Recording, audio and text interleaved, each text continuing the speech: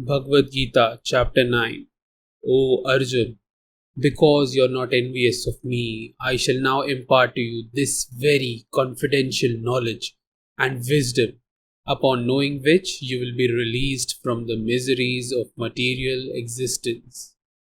This knowledge is the king of sciences and the most profound of all secrets. It purifies those who hear it. It is directly realizable in accordance with Dharma, easy to practice, and everlasting in effect. People who have no faith in this Dharma are unable to attain me. They repeatedly come back to this world in the cycle of birth and death. This entire cosmic manifestation is pervaded by me in my unmanifest form. All living beings dwell in me, but I do not dwell in them. And yet the living beings do not abide in me. Behold the misery of my divine energy. Although I am the creator and sustainer of all living beings, I am not influenced by them or by material nature. Know that as the mighty wind blowing everywhere rests always in the sky, likewise all living beings always rest in me. At the end of one kalp, all living beings merge into my primordial material energy. At the beginning of the next creation, I manifest them again. Presiding over my material energy, I generate these myriad forms again and again, in accordance with the force of their natures. None of these actions bind me. I remain like a neutral observer, ever detached from these actions. Working under my direction, this material energy brings into being all animate and inanimate forms. For this reason, the material world undergoes the changes of creation, maintenance, and dissolution. When I descend in my personal form, deluded persons are unable to recognize me. They do not know the divinity of my personality as the supreme lord of all beings. Bewildered by the material energy, such persons embrace demonic and atheistic views. In that deluded state, their hopes for welfare are in vain. Their fruitive actions are wasted and their culture of knowledge is baffled. But the great souls who take shelter of my divine energy know me as the origin of all creation. They engage in my devotion with their minds fixed exclusively on me, always singing my divine glory, striving with great determination, and humbly bowing down before me. They constantly worship me in loving devotion. Others engaging in the yajna of cultivating knowledge worship me by many methods.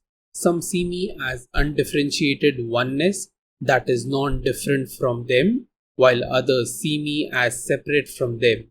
Still, others worship me in the infinite manifestations of my cosmic form.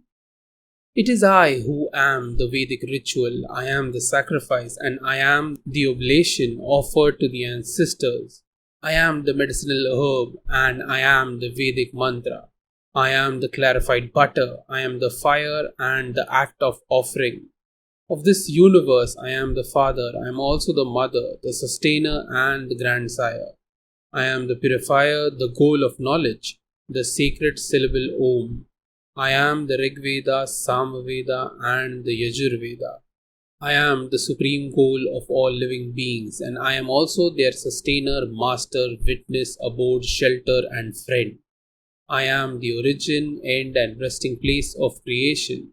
I am the repository and eternal seed. I radiate heat as the sun, and I withhold as well as send forth rain.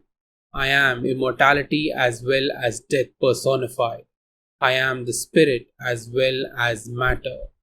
Those who are inclined to the fruitive activity described in the Vedas worship me through ritualistic sacrifices.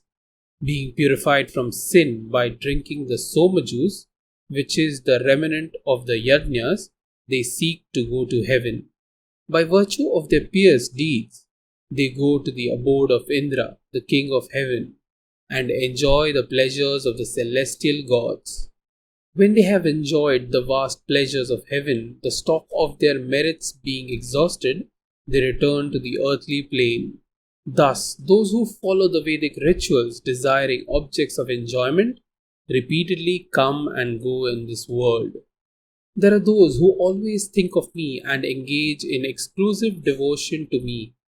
To them, whose minds are always absorbed in me, I provide what they lack and preserve what they always possess.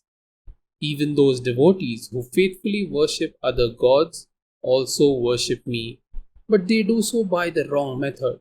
I am the enjoyer and the only Lord of all sacrifices, but those who fail to realize my divine nature must be reborn. Worshippers of the celestial gods take birth amongst the celestial gods. Worshippers of the ancestors go to the ancestors. Worshippers of ghosts take birth among such beings, and my devotees come to me alone. If one offers to me with devotion a leaf, a flower, a fruit, or even water, I delightfully partake of that item offered with love by my devotee in pure consciousness. Whatever you do, whatever you eat, whatever you offer as oblation to the sacred fire, whatever you bestow as a gift, and whatever austerities you perform, do them as an offering to me. By dedicating all your works to me, you will be freed from the bondage of good and bad results. With your mind attached to me through renunciation, you will be liberated and will reach me. I am equally disposed to all living beings. I am neither inimical nor partial to anyone.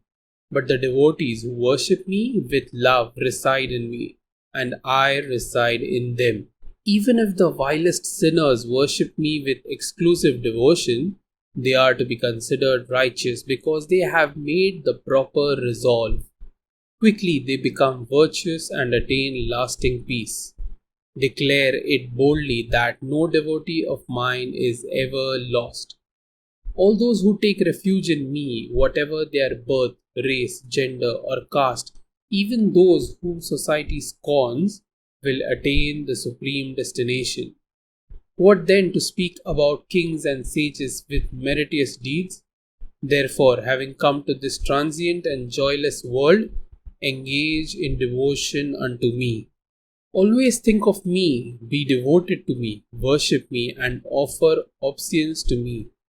Having dedicated your mind and body to me, you will certainly come to me.